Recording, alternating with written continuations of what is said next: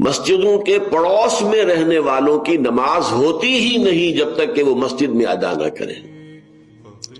फर्ज कीजिए मस्जिद 1 मील दूर है और आपके पास कार भी नहीं है, तो आपके पास उज़्र है, आप घर में नमाज अदा कर लें। अगरचे अजीमत यह होगी कि फिर भी जाएं मस्जिद में, हाजिरी दें, बाजमात नमाज अदा करें।